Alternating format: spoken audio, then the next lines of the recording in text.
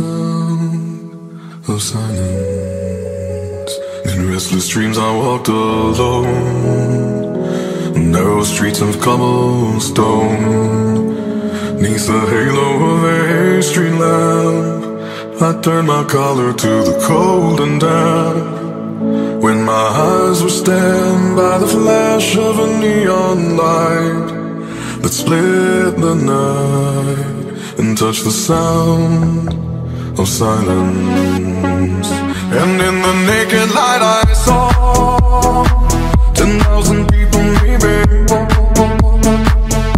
people talking without speaking, people hearing without listening, people writing songs that voices never share, and no one dared disturb the sound of silence.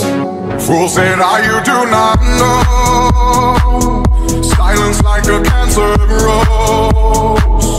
Hear my words and I might teach you, play my arms and I might reach you, but my words like silent raindrops fell